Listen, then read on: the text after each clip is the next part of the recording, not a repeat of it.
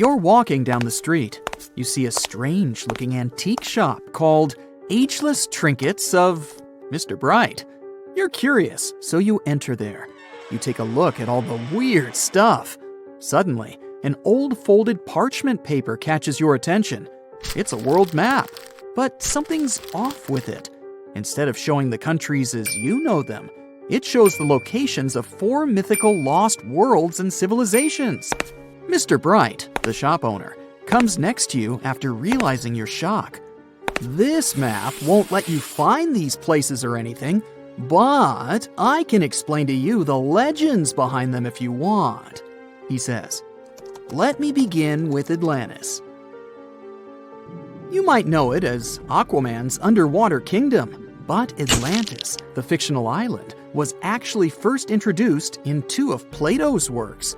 According to him, Atlantis was a highly advanced civilization that existed about 9,000 years before his own time, and its story had been passed down by poets, authors, and others. He wrote about Atlantis and its citizens to give a moral lesson and to teach about the dangers of arrogance, as well as the eventual downfall of those who are after too much power. In his dialogues, Plato stated that Atlantis was a great and powerful empire that was respected in all parts of the world.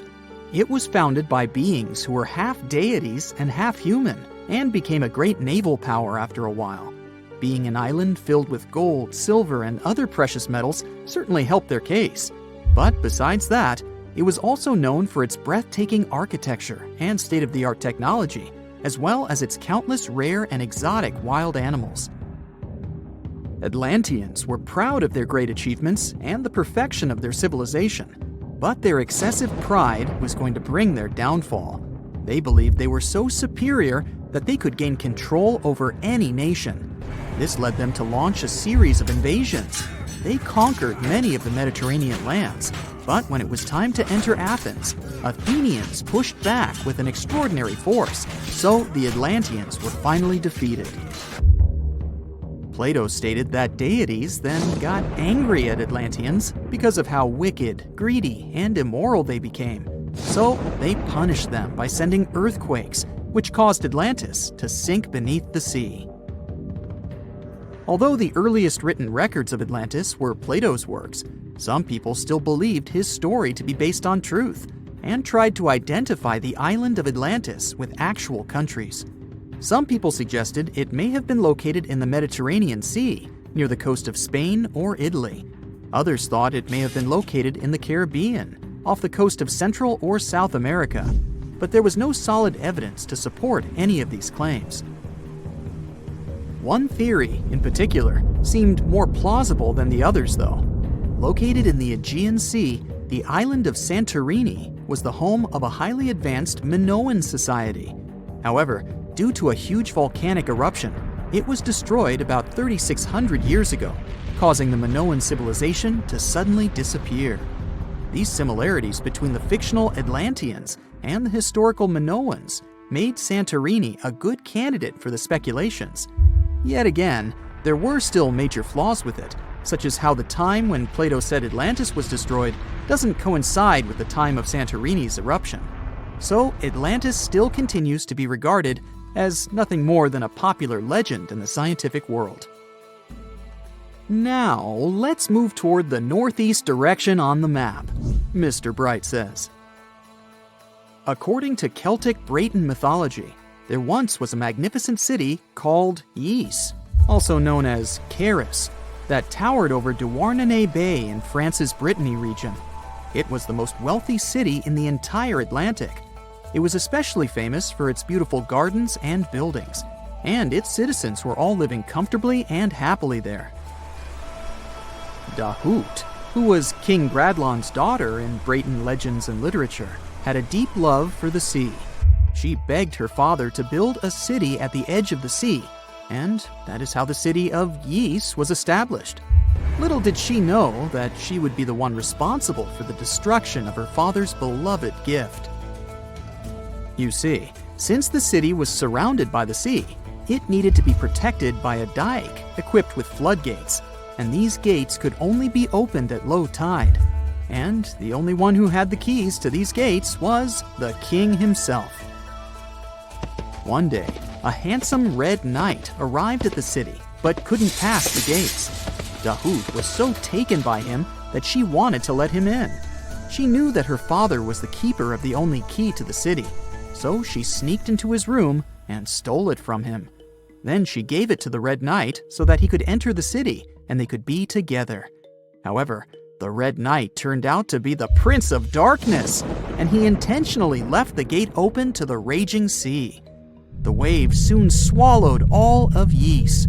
King Gradlon was able to escape on his magical horse, but Dahut couldn't. She turned into an evil mermaid who lured sailors into the sea. Today, if you go to Quimper, a city in Brittany, northwest France, you can find the statue of King Gradlon riding on his horse. Although the city of Ys is a legend, Brittany coast locals believe that on the days when the waters are calm, you can still hear the tolls of the city bells deep under the sea, if you listen carefully. Mr. Bright then points at the Indian Ocean on the map and says, "Now, have you heard about Lemuria?" Back in the mid-1800s, a few scientists suggested that there was once a continent that existed in the Indian Ocean, somewhere close to the south of modern-day Sri Lanka. The first one to popularize this theory was the British lawyer and zoologist Philip Lutley Sclater. In his paper, The Mammals of Madagascar, he stated that he found lemur fossils in India, and not in Africa. However, this discovery was extremely shocking to him because of the fact that lemurs' original homeland, Madagascar, is much closer to Africa. He proposed that this was possible only if some larger continent connected the two once. He stated that this continent must have eventually sunk to the ocean floor. He then named it Lemuria, and hence the theory was born.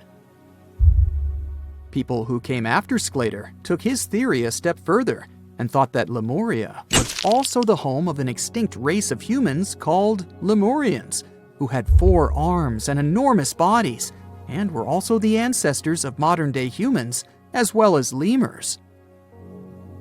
Of course, as new scientific discoveries were made on plate tectonics, evolution, and the study of DNA, the theories regarding the fictional continent called Lemuria were debunked. The last fictional land on the map is Agartha, Mr. Bright says. Taking its roots from Eastern mysticism, one legend says there's a kingdom called Agartha that is located deep beneath the surface of the earth. It's where all 4 corners of the world are connected by paths and tunnels. It is said that there's a secret entrance into Agartha hidden in the Gobi Desert, and it's built by Agarthans themselves using advanced technology that can't be detected by us, the surface folks. According to some beliefs, Agartha exists to counterbalance the energies of those who live above the surface. While we live in a state of rush and heightened emotions, this world beneath us is the total opposite. Some even say that those who escaped Atlantis fled here to continue their lives inside the Earth's core. And yet, others think it's actually a land that's crawling with all kinds of monsters.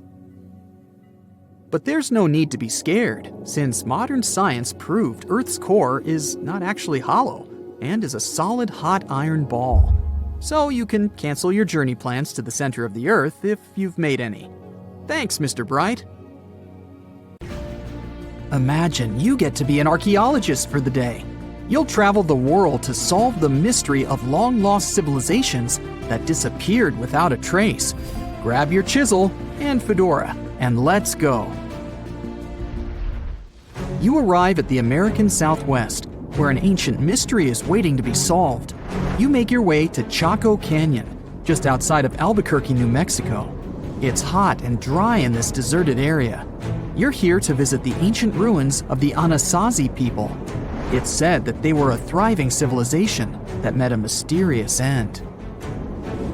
You hike a few miles before you begin to make out the shape of dwellings, constructions built of stone in the middle of the canyon. This is Pueblo Bonito, a 10th century complex that contains as many as 800 rooms. and stands over 5 stories tall. The buildings are beautiful and made from sandstone. To access the complex, its inhabitants built a 400-mile network of roads, some of them 30 feet wide. You can't wrap your head around the fact that it was built so long ago. Everything looks so well preserved. The Anasazi reigned over the so-called Four Corners region from 100 CE to around 1600 CE. During this time, they built a civilization that sprawled over 30,000 square miles, including Colorado, New Mexico, Utah, and Arizona. Standing inside a huge kiva, an underground ceremonial chamber, you wonder what happened to the Anasazi people. Scientists have analyzed tree rings and found out that the Anasazi population lived through a period of great drought. The drought is believed to have lasted 23 years, and there was possibly no rain at all during this time. This definitely affected their livelihood, from malnutrition to battles over food and resources. But was it enough to make 30,000 people flee their homes? Researchers say these people left their homes with their belongings still in place. Ladles were left in ceramic bowls. Granaries were full of supplies. It was as if they intended to return, but never had the chance to come back. For many years, archaeologists have believed that the drought was the reason for the disappearance of this thriving society. But there's other evidence that shows a different story. Anthropologists say that the ancestral Puebloans, as they are also called, were an exemplary population. They were peaceful and lived together in harmony. But that's not what their architecture shows. They isolated themselves from the rest of the world by building their settlements so high on top of cliffs. And they built walls and other security structures in order to protect themselves. What were they so afraid of?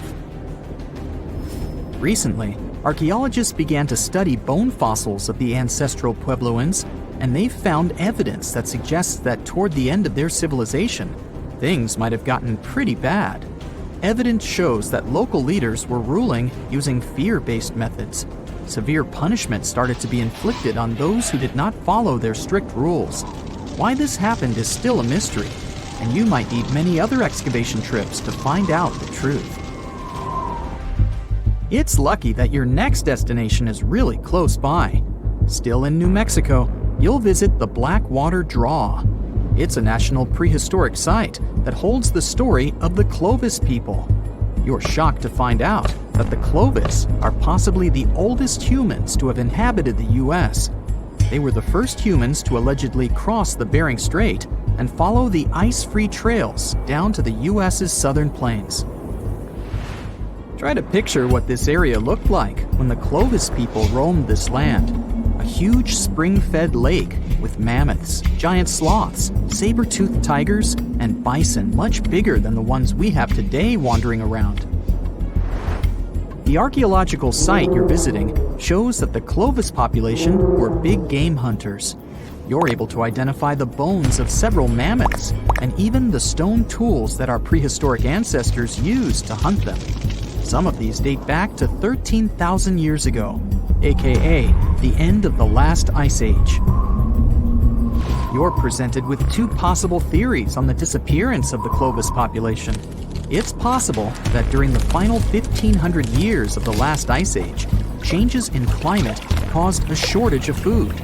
Scientists also believe that this situation was worsened by overhunting. Another theory suggests that a large meteor hit North America, and this was enough to alter the climate and make the Clovis people migrate southward to try to survive. But the truth is, there's no evidence that any of that happened. Next, you'll fly to the Pacific Ocean, to the mysterious Easter Island. This place has left us with many questions, from the building of 13-foot-high face statues to the sudden disappearance of the Rapa Nui people who inhabited the area. You approach the island at Anakina, a white sandy beach on the island's northern shore. Researchers believe this area was one of the first settlements of the Rapa Nui. You could say you're standing at the end of the world, as you're over 3,000 miles away from South America and 1,000 miles away from the nearest island. Around 800 CE, when the first humans arrived, The island was an oasis. Today, the area is mostly deserted. You get your first clue on the fall of the Rapa Nui from an excavation pit you open at the beach. There's clear evidence of human presence: charcoal, tools, and bones, some of them belonging to rats. Bingo! When humans arrived at Easter Island, they brought along rodent companions. They probably didn't know this at the time, but these rodents would contribute largely to their demise. Rats love palm trees, which helped to deforest the natural vegetation of the island gradually over the years. But there's another clue. Looking into genetic data, you discover that South Americans came into contact with the Rapa Nui around 1722. What might have happened to this population is the same that happened to other more isolated groups. The contact with foreign groups brought about diseases that possibly led to the end of the Rapa Nui. To finish off your trip, you're headed to Cambodia. The country was once home to the Great Khmer Empire from the 9th century CE to the 15th century CE. The ruins of this place are magnificent. Your main excavation site is the Plains of Angkor, built alongside the Mekong River. This huge site was the most important Khmer city at the time. Just FYI, Angkor actually means capital city in the Khmer language. The Khmer were able to build a huge network of roads connecting Angkor with the rest of the empire. And it's believed that up to 1 million people were spread throughout the Khmer Empire at its peak days. It was the largest pre-industrial city in the entire world. It's comparable in size to modern-day Los Angeles, just so you can get an idea. The Khmers were also master builders and engineers. They managed to build a complex irrigation system that helped their rice farming through the centuries. And to connect their cities, they built almost 500 miles of intricate highways and bridges. Oh, and not to mention the complex architecture of their religious buildings, such as Angkor Wat, one of today's most visited tourist sites in Cambodia. It took over 30 years to build, and it spreads over almost 500 acres. Back in the day, its towers were probably decorated with gold. But today, the site is a maze of vine-covered temples. Like your fellow researchers that came here before you, you're unsure of what caused this civilization to be wiped off the map. One possible guess has to do with the climate in the region. Strong monsoons might have caused massive floods and severe damage to the infrastructure, especially to the water system the Khmer people heavily relied on to survive. But another reason could have been regional conflict and immigration. Toward the end of the 15th century, the empire started to decline in numbers, and this could have weakened its strong power. You might not go home with many answers, but you've certainly learned a lot, huh? It's the first day of your long-awaited trip to the Amazon forest. You flew all the way to South America. More specifically, you landed in the city of Manaus. It's the heart of the Brazilian Amazon. So far, you've traveled by air, car, and now water. You are on a tiny boat, moving through the dark waters of the Amazon River. Yes, the river is also called the Amazon. And just FYI, it's the second longest river in the world. It loses only to the Nile River in Egypt. The Amazon sprawls for an impressive 2,700 square miles, beginning in Peru and ending only when it meets the Atlantic Ocean off the coast of Brazil. To get a closer look at the forest, you decide to start by exploring it by boat. First up, you watch some piranha fishing. You can even try to catch one yourself if you like. As you may know, piranhas are carnivorous fish that inhabit the Amazon River, so it might not be your best option to go swimming in these waters. One of the most emblematic species of alligators present in the Amazon River basin is the broad-snouted caiman. It looks pretty much like a regular alligator, except for the fact that it has a yellow chin. Your guide leaves the boat and searches the water to show you a caiman up close. He also tells you of another legendary creature that lives in the dark waters of the river, the pink dolphin. Lucky you get to witness a family of pink dolphins showing their fins near your boat. They look magical from the place where you're sitting. You've probably never known dolphins can be pink, huh? After a few mesmerizing moments, you discover that the dolphin's pink color is nothing but an illusion. The animals are originally pinkish-gray, but due to the brown colors of the Amazon River, they look vivid pink when you stare at them from above. Your guide tells you that the pink dolphin is a central character of Brazilian folklore. Locals believe that the pink dolphins can turn into humans and wander off into towns at night. You get off your boat near one of the entrances to the forest. Now you're going to continue your trip on foot. Your guide says that you are venturing into very dangerous terrain. The Amazon is home to some of the creepiest species of wildlife on the globe, but don't worry, we'll get to see a lot of them today. You've come prepared, of course. Bug spray, a raincoat, and your sharp eyes. Inside the jungle, you need to be alert at all times. You may have heard legends of the anaconda, a snake that can swallow animals as big as a cow in one go. Sorry to break it to you, but those are not just legends. Reptiles like these do actually exist. They live deep in the jungle.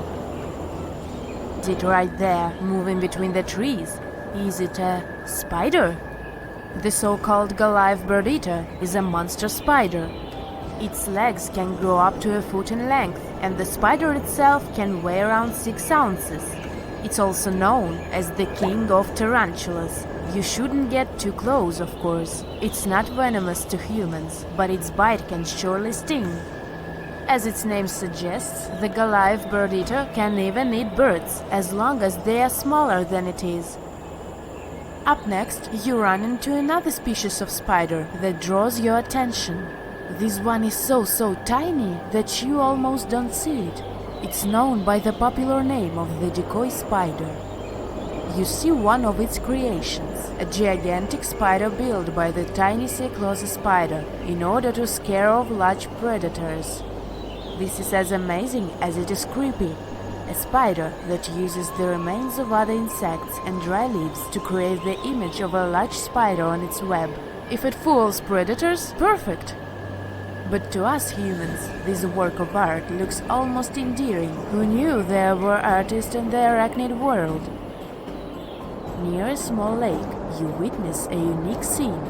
A large snake is slowly slithering its way toward a lizard that is resting on a rock. The lizard seems obvious to the presence of the dangerous reptile, but right as the snake is preparing to attack, the lizard flies the scene in its iconic way.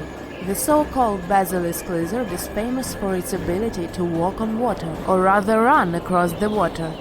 This isn't an illusion, just a matter of balancing. The small lizard moves its legs on top of the water very fast, while its long tail serves as a counterweight. I wish I could do that. If you've ever wondered what a frog looks like on the inside, you've come to the right place. Right in front of your eyes, there is a rare local species of frog. It's known as the glass frog. This species of amphibian has a type of transparent skin that is completely see-through. In other words, you can see the frog's interior with astounding clarity. It's as if you had X-ray vision. Moving on with your journey, soon you come across a pond. Floating on its water is probably the biggest water lily you've ever seen in your life. These huge plants are also known as the Victoria Amazonica. They can measure up to 8 feet across and hold the weight of a grown-up person. But I wouldn't recommend trying to climb on it if I were you. Just cause, you know, it's the Amazon forest we're talking about. The wildlife here is amazing, but the forest itself is also a sight. There are over 80,000 species of plants and trees grown in the Amazon rainforest. In fact, you can find 10% of all the world's wildlife in this jungle. An estimated 400 billion trees grow on the gigantic area the forest occupies. Of course, this place is bound to be biodiverse, right? You won't be able to witness this phenomenon during your trip, but your guide tells you about a unique species of tree that is famous for being able to walk. Yep, you've heard correctly. There are walking trees in the Amazon rainforest. They don't have legs or anything like that, but they do move around in search of better lighting conditions. The Amazon canopy is so thick that only 1% of sunlight can reach the forest floor. Because of this, some trees end up getting less sunlight than others. The so-called walking palm trees seem to be adapted to this situation. They grow new roots, which helps them move for 1 to 2 inches per day. They can walk up to 65 feet per year. Maybe that's what inspired John Ronald Reuel Tolkien to create ants, huh?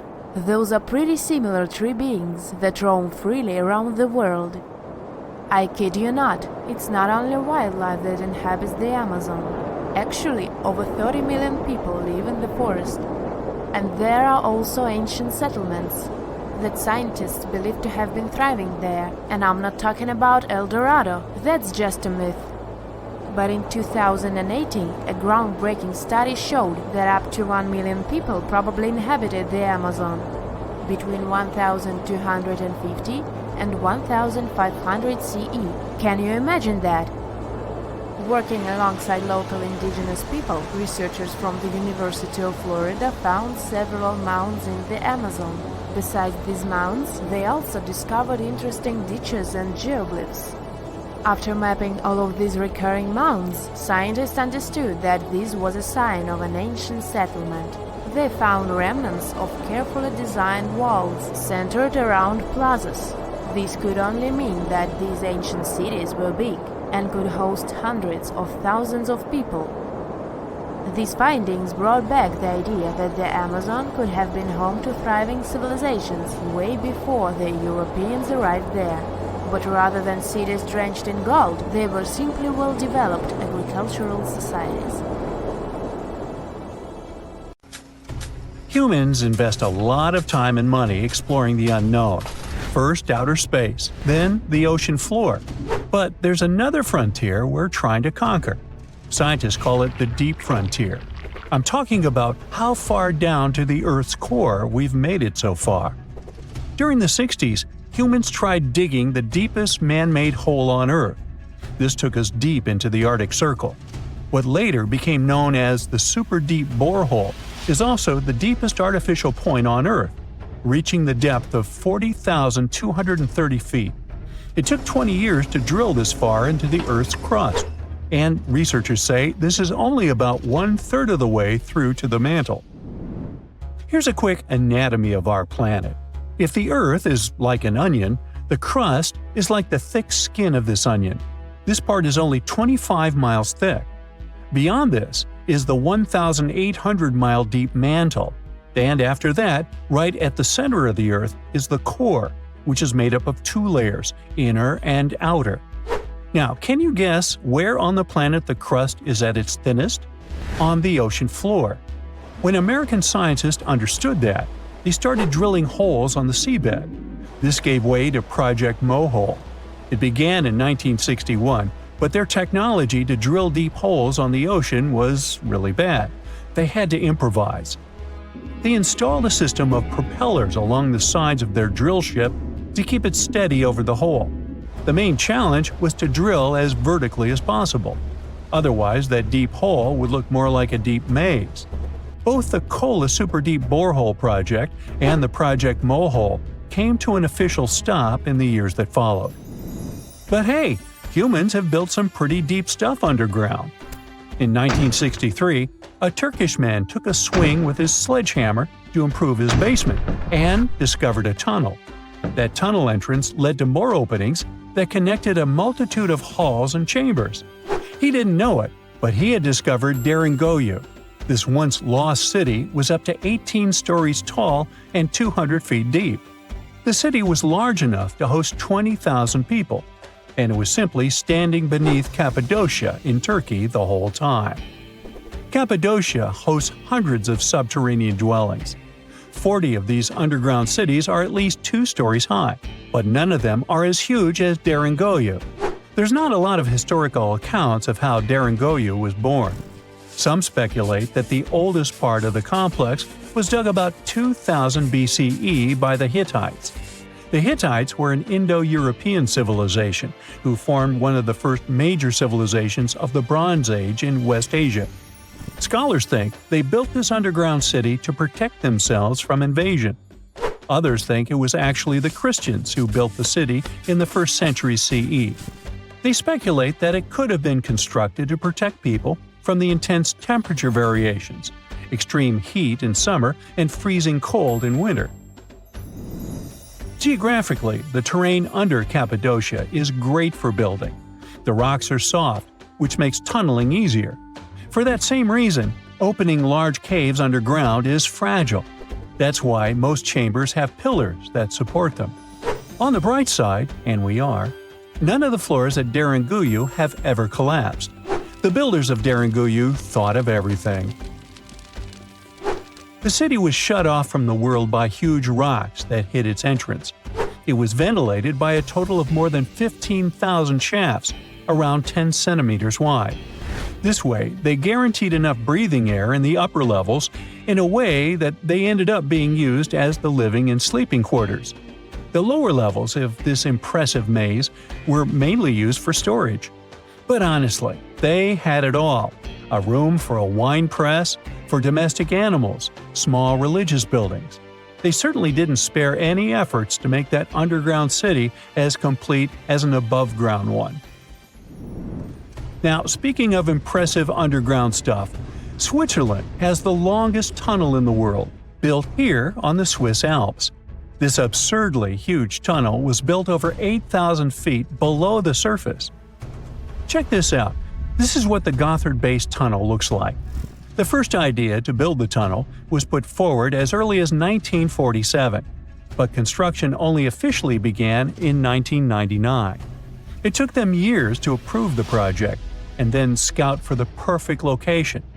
Even so, the 73 different rock types that compose Massif turned the construction into a real challenge. Some of the rocks were as hard as granite, and others were as soft as sandstone. This meant they needed different approaches and equipment so the whole thing wouldn't crumble down.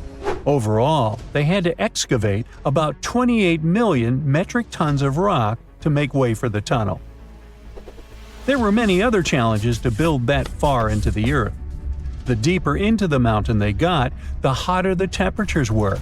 Since there's no natural ventilation, temperatures would get as high as 115 degrees Fahrenheit, making it really hard for workers to endure. The tunnel stretches for 35 miles from one end to the other.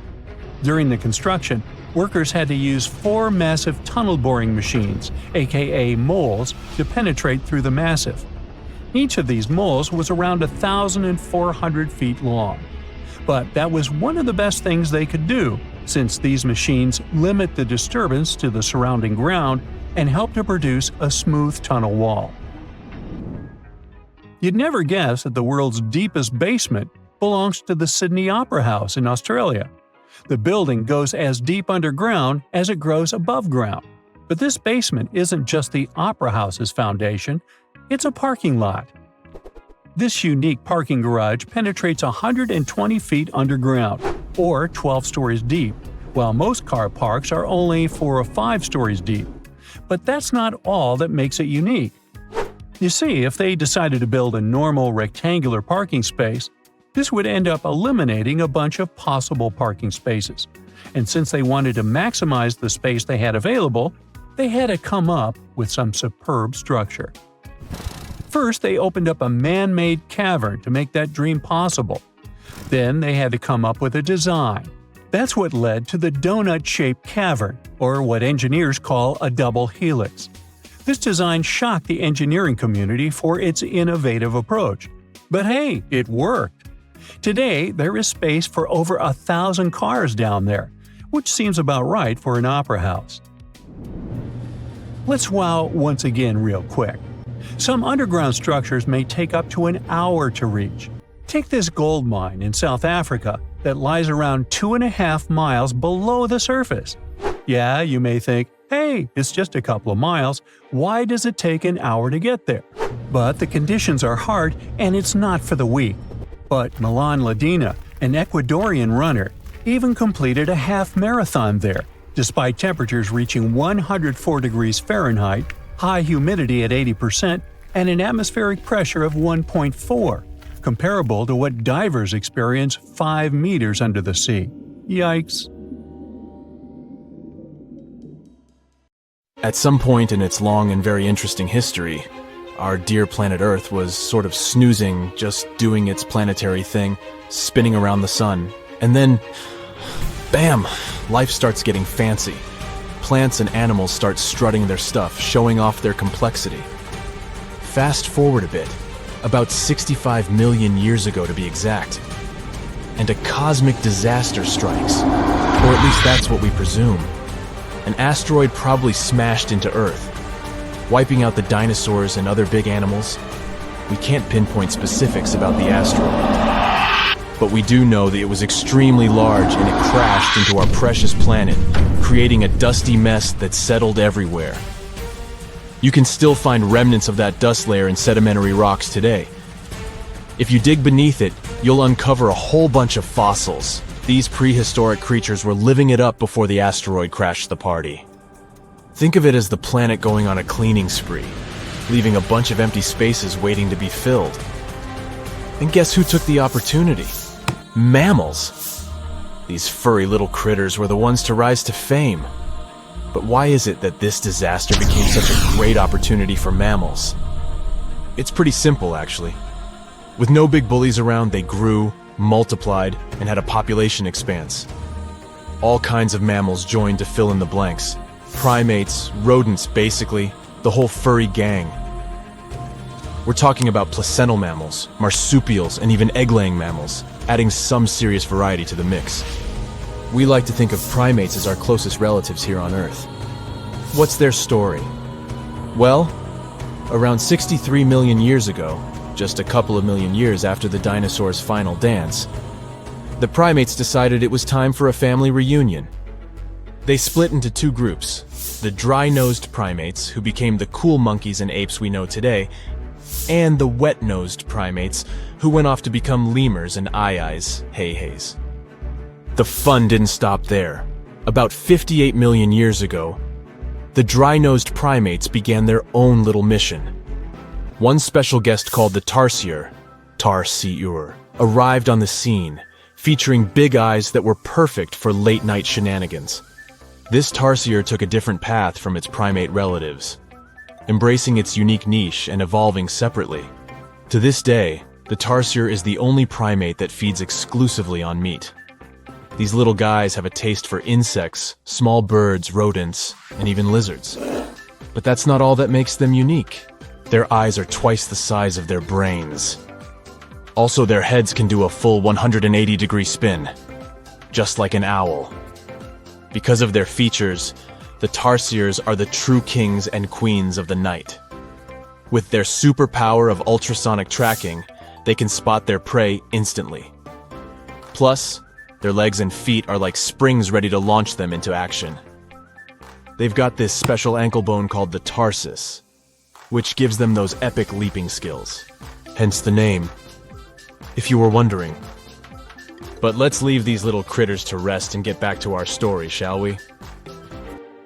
About 55 million years ago, the Earth cranked up the heat, literally. This sudden hot pod was a bit too much for many deep ocean dwellers and plants to handle, and they bid their farewells. But hey, every goodbye is an opportunity for something new, right?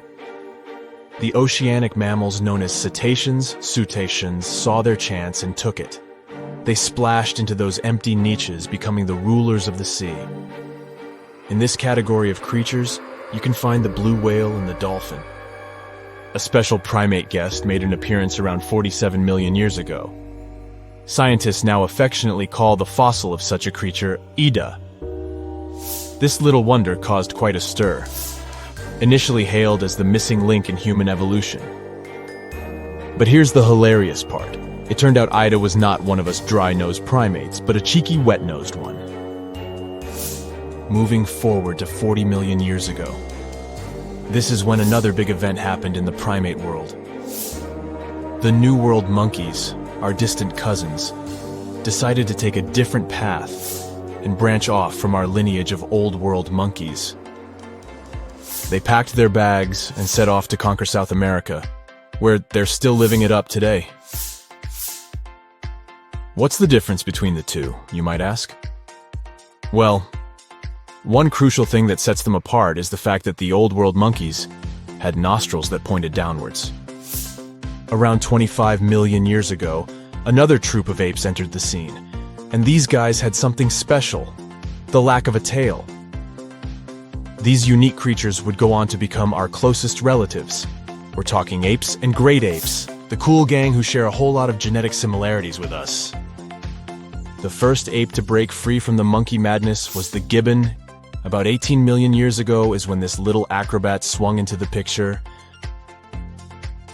A few million years later, the great apes made their grand entrance too.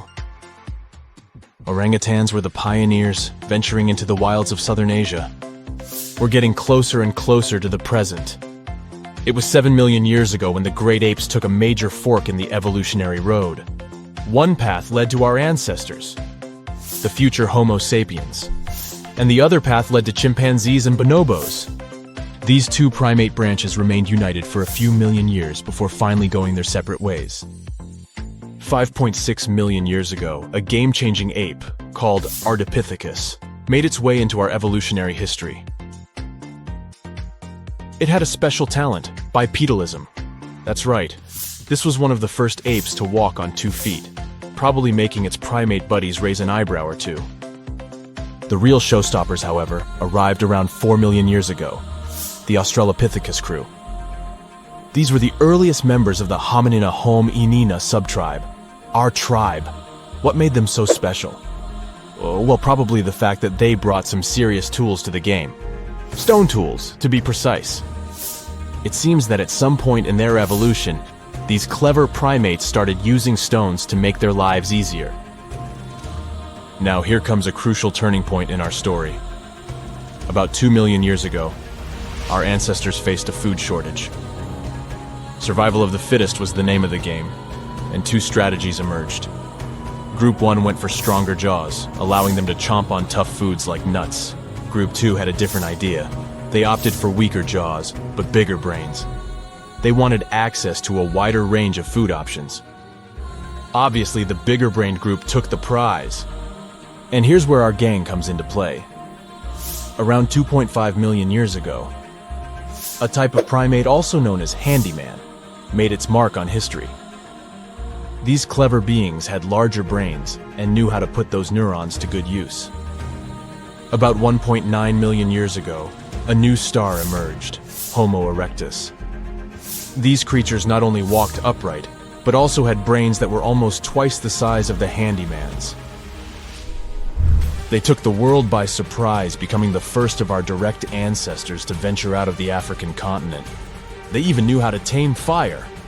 Approximately 700,000 years ago, the world witnessed a culinary revolution. The earliest evidence of cooking appeared. And around 500,000 years ago, our ancestors decided it was time to become a bit more fashionable, donning the first evidence of clothing. Our very own species came to be just 300,000 years ago. Told you we were late to the party. But the world was never the same after the appearance of Homo sapiens, the anatomically modern humans. Alongside our other relatives, we emerged, ready to conquer the world with our innovative minds and complex societies. The exact path of our evolution remains a bit of a mystery. But what we do know for sure is that Neanderthals joined the party around at some point too.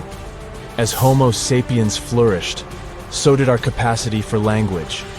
Modern speech is believed to have emerged almost hand in hand with our species.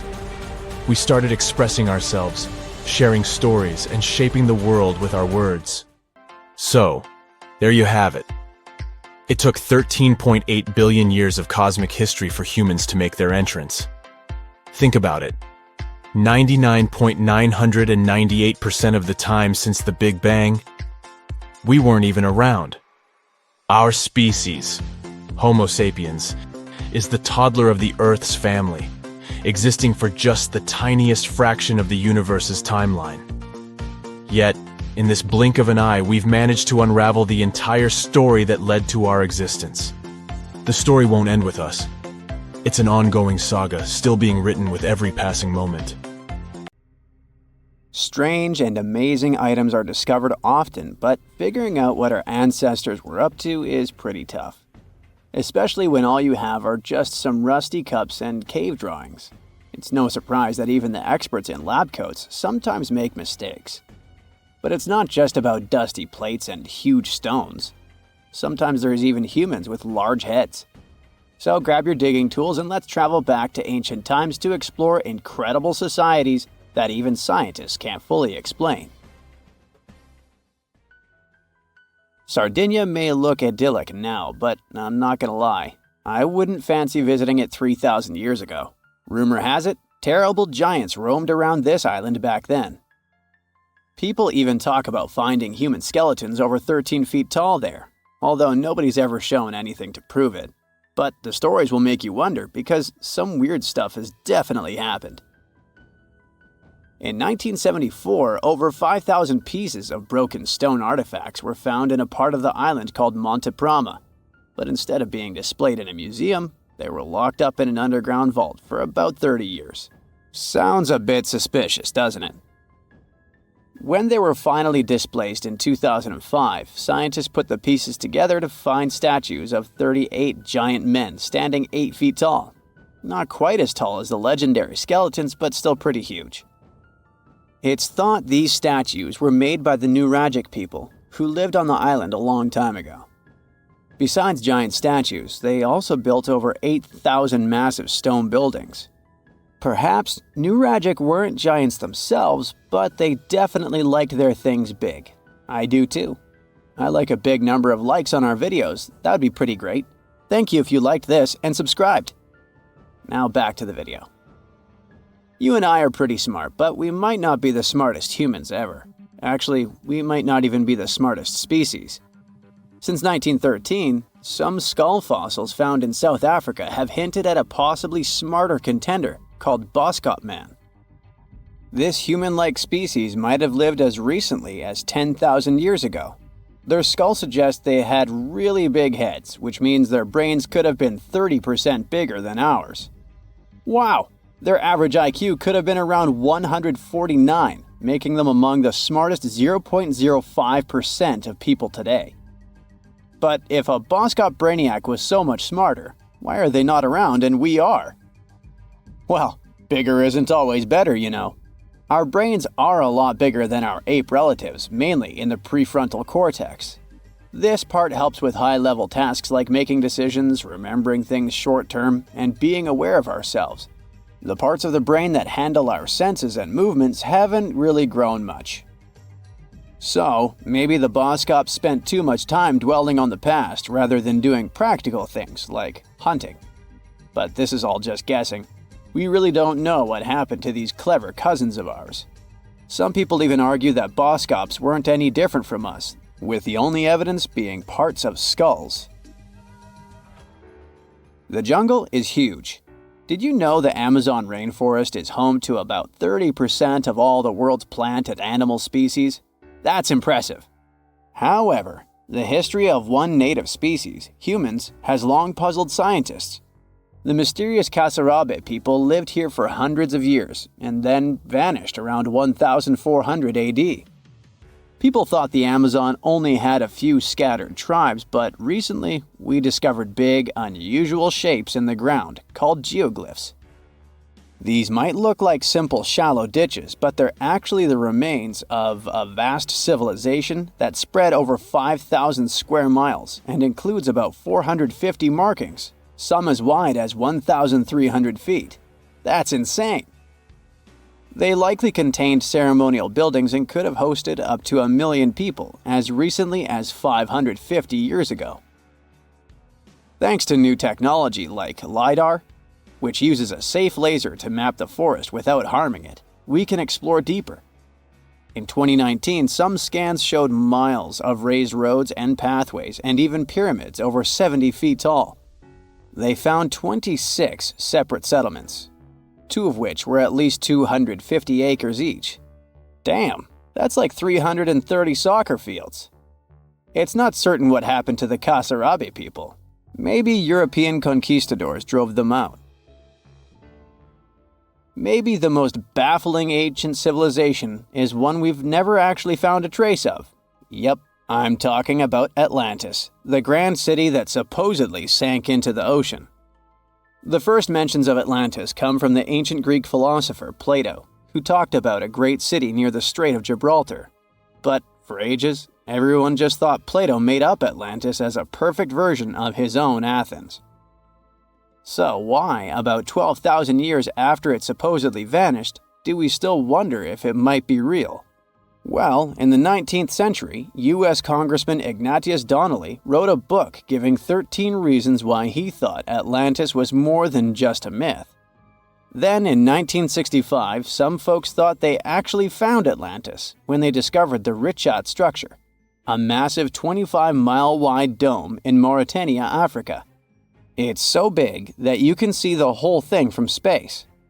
2 astronauts flying over the Sahara Desert spotted this giant eye staring back at them and thought they'd made the discovery of a lifetime. Unfortunately, there's no solid evidence linking this structure to Atlantis. It's believed to have formed from volcanic activity about 100 million years ago. But it does look suspicious, doesn't it? Still, we're no closer to knowing the truth. Imagine going back to about 3,300 BCE and finding yourself in South Asia. Welcome to the Harappan civilization. These people were way ahead of their time. They had cities like Harappa and Mohenjo-Daro, complete with baked brick houses, sophisticated drainage systems, and even public baths. This place might have had over 5 million people, making it one of the densest regions at the time. They also invented a system of standardized weights that was incredibly useful for traders. And trading they did. These people had connections stretching all the way to the Middle East, thanks to their great skills in metallurgy. They even had a form of ancient branding. The seals were used to stamp clay on trade goods. Despite being so advanced with a thriving urban life, there's a whole bunch of mystery shrouding their language and script. We've got bits and pieces of their writing, but no one's deciphered them yet, even with all the technology we have today. We also still don't know how exactly their society worked. It looks like they didn't flaunt their social status as much as other civilizations. No grand palaces or massive monuments. Instead, their largest buildings might have been granaries. They sure were practical. Unfortunately, all good things must come to an end. Around 1800 BCE, this bustling civilization started to decline, possibly due to shifts in river patterns. As the environment changed, the Harappans packed up, moving towards more hospitable lands. Ever heard of the Minotaur? The beast with a bull's head and a man's body, hunting the bravest travelers in a massive maze. Well, this wasn't just any old tale. It was one of the most popular dramas of the ancient world. And it was inspired by this place, the island of Crete. The Minoans lived here during the Bronze Age. They had stunning palaces, amazing frescoes, and a culture so rich it still fascinates historians to this day. They built places like Knossos, which was so complex with its multi-story buildings and elaborate hallways that it might have inspired the whole labyrinth myth. Their engineering was so ahead of its time that even their drainage systems were more advanced than what many of us have today. Let me know in the comments which of these stories you find the most fascinating, and thanks for watching. This just in, the world's oldest pyramid was built during the last ice age. And I'm not even talking about Egypt. I'm saying our ancestors might have spewed a 27,000-year-old pyramid in West Java.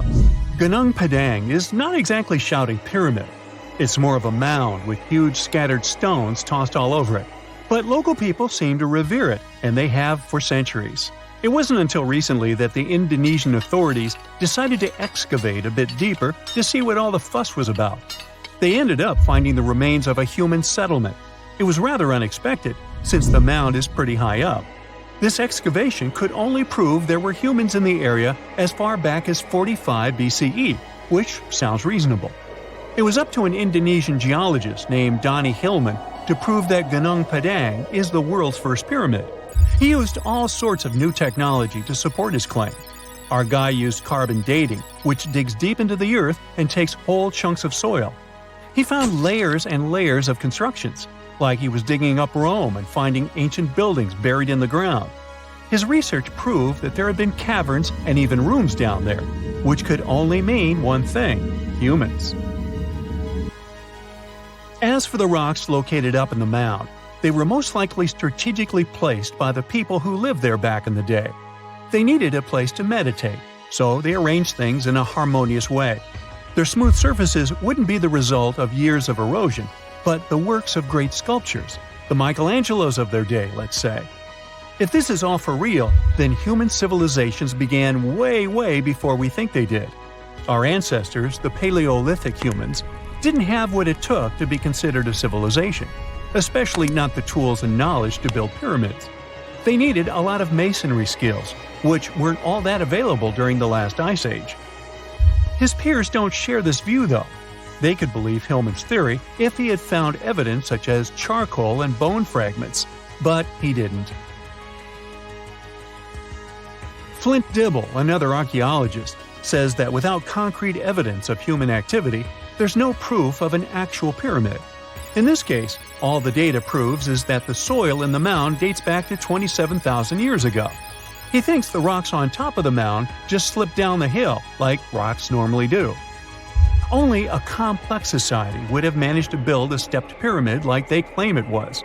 But according to Bill Farley, an American archaeologist, there's just no reason to believe there were any settlements in Indonesia during the last ice age.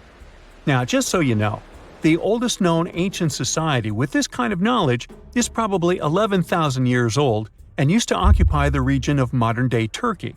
Take a look, Turkey's Göbekli Tepe. It's also not a pyramid, but it's the oldest monolithic construction made by humans. Back in the Neolithic period, a lot of people settled there, and there are proofs for it. For example, the walls there are covered in ancient drawings of clothing and wild animals. Until recently, the title of the world's oldest pyramid went to a three-sided construction known as the Djoser Pyramid in Egypt. Djoser is located just a few miles south of the Giza complex in a town called Saqqara. It made its way to popular culture more than once. In the 18th century, it became a common feature in European paintings. Young men from the cultural elite did a grand tour around the world, and Saqqara was at the top of their list. It was also featured in the video game Assassin's Creed, with a digital representation way more accurate than many historical drawings of the thing. That was kind of a big deal in ancient Egypt, to build pyramids for kings to spend their afterlives. And if you thought the Khufu pyramid was the oldest one in the world, well, Djoser was built 70 years ahead of that time. The development of new technology has allowed archaeologists to make groundbreaking discoveries, and a new, or should I say ancient pyramid in South America might win the title in dispute. It turns out that pyramids were also pretty fashionable in the Americas in the old days. Among them are the iconic pyramids of Guatemala's Tikal Temple Complex, the same ones that appeared in Star Wars No. 4. But to find the oldest pyramid in the Americas, one would have to travel to Peru. Deep in the Peruvian desert, archaeologists stumbled upon a sprawling ancient metropolis known as Caral. At first, researchers believed that the settlement was pretty recent, since the site was way too complex for ancient technology to handle it. As we said, Caral is a desert town, like Las Vegas, but without all the hoopla. This means no easy access to water. And for cities like these to thrive, they need a considerable irrigation system, which leads us back to complex technologies. The Peruvians surprised us all with this new discovery. This site was huge, filled with an amphitheater, houses, and religious buildings. The whole thing probably sprawled through 370 acres. And when scientists went to test their initial hypothesis using radiocarbon dating, they found that the city probably sprung around 2027 BCE. On the site, archaeologists found 6 pyramids that could possibly predate the one in Saqqara. As far as they know, both civilizations coexisted in the same time period, in opposite parts of the world. But since researchers can't pinpoint the exact age of Corral's pyramids, it's pretty hard to guess which civilization completed their pyramid first. If only we had a crystal ball. Now, it just so happens that the shape of a pyramid is something that nature is able to produce all on its own, leaving us modern-day humans a bit confused. A classic example is the Japanese side of Yaonagani, which also goes by the name of Japan's Atlantis. The entire monument is about the size of 5 football fields and the height of a 5-story building. Explorers and scientists believe that Yaonagani dates back to 10,000 years ago. For Japan's top marine geologist, Professor Masaki Kimura, Yaonagani is the heritage of a lost civilization. Kimura has dived into exploring the ruins over 100 times over the past 10 years. To him, there are clear signs of human activity down there. Check out this triangular-shaped pool on the monument's surface. Kimura thinks it's actual proof of humans, because this triangle-shaped concave is a historical symbol of water fountains in the region. As it happens with a lot of these cases, not all scientists are convinced the same. For many, Yaonagani is probably the result of thousands of years of erosion, and the fact that the monument is composed of one massive rock leads them to believe it is not really human-made.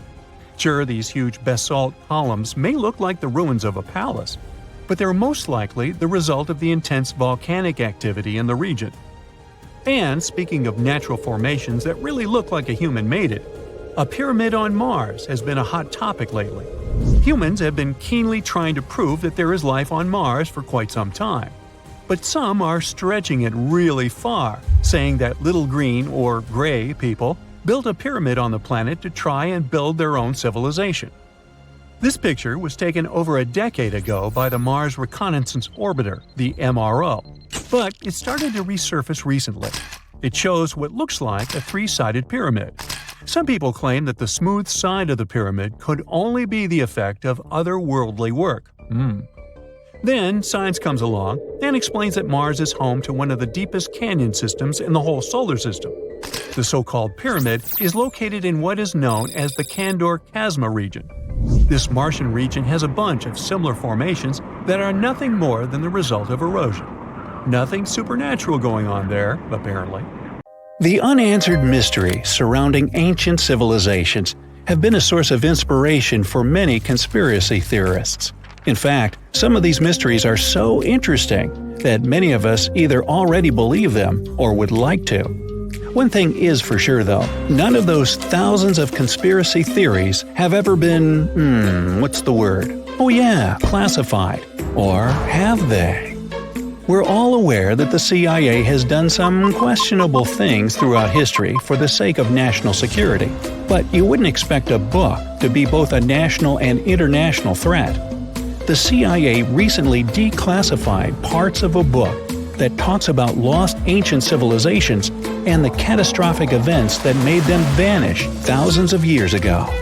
This mysterious book was written in 1963 by a guy named Chan Thomas, and it was going to be published by Emerson House in 1965 until the CIA got involved. For some mysterious reason, they classified the book, and it was never released to the public until recently. But here's where it gets interesting. The book was declassified in 2013 due to the Freedom of Information Act, but it wasn't released to the public until 2016, and what was released truly raises a few questions. The original version of this document was 284 pages long, but the PDF essay that was released was heavily censored, with just 57 pages, which makes it 1/5 of the whole document. The pages were edited before they were released to the public in such a way that you wouldn't even notice that the other pages were missing. Now, no one really knows why this book was classified in the first place, but it has some interesting content from what I've gathered. The author of the book had quite the imagination and a huge love for ancient civilizations. And even though what he had to say is very thought-provoking, some of it is just bizarre. He believes that our planet is locked into a never-ending cycle of pole shifts and Earth crust displacements that are responsible for the mass extinctions of many civilizations which existed more than 6,000 years ago, even before the Sumerians. He believed that these events caused more damage to the Earth than meteors, and he bases this theory on a few artifacts that exist around the world, but weren't really noticed until recently. But I'll get into that in a bit.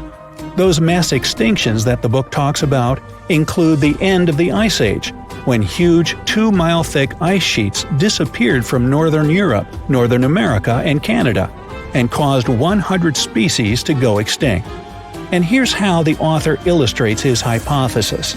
He believes that there was a geomagnetic pole shift which caused catastrophic changes to both the atmosphere and the Earth's crust, resulting in the extinction of many civilizations over time. Now, even though the geomagnetic pole shift is a real thing, it doesn't just happen overnight. It happens really slowly, only about every few 100,000 years, according to scientists. But it's a bit more complicated than it sounds. It is a well-known fact that the North Pole is somewhere above Alaska, and the South Pole is close to the middle of Antarctica. Now, these are the geographic poles, and they'll always be north and south. However, the Earth's magnetic poles flipped a few 100,000 years ago. So if you had a compass, let's say 700,000 years ago, it would instead point south and show you the Antarctic. But the author of the book has a different theory. He believed that the flip of the north and south magnetic poles doesn't happen every few 100,000 years, but every 12,000 years, and that this flip occurs in just a few hours, causing a catastrophic apocalypse. He thinks this happens as a result of an explosion inside the Earth's core. This explosion causes the magnetic poles to flip, but it also causes the Earth's crust to move. According to the book, due to these catastrophic events, a lot of the Earth's continents that were submerged underwater rose above sea level in just a few hours. Now, here's where it gets interesting. The author also states that the Peruvian Andes were beneath the ocean before the last pole shift. And even though it seems far-fetched, since the Andes are approximately 22,000 feet above sea level, there was evidence to support that claim in the late 80s. Scientists found whale bones and fossils that are said to be millions of years old on top of the Andes and the Himalayan mountains. It's also suggested in the book that the deep freeze the Earth went through during the Younger Dryas event caused the Gulf Stream to be disrupted, and he points to some interesting evidence to support that theory. Frozen mammoths were found trapped in blocks of ice with food still in their mouths.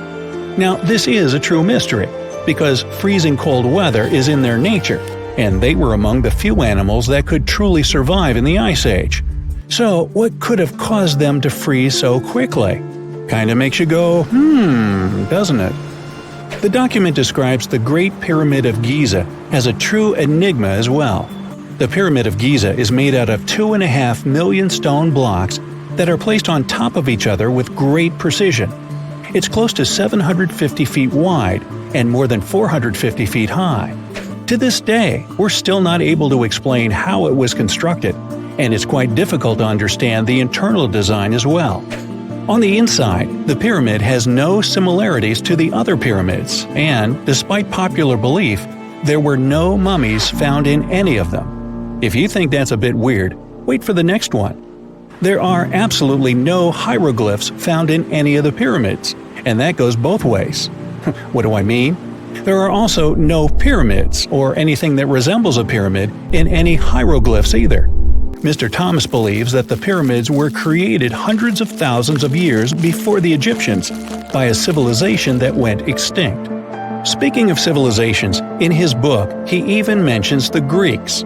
He claims that in Greece, there was another ancient race of people that went extinct as well. He claims they were extremely tall with blue eyes and blonde hair, and had access to advanced technology that the Greeks couldn't have known about in their prime. Now, before we drift too far away from the stone blocks, let's talk about another mystery, the temple in Baalbek, Lebanon, and its ginormous foundation blocks. Those stones, which make up the Heliopolis, were also used for the temple in Rome.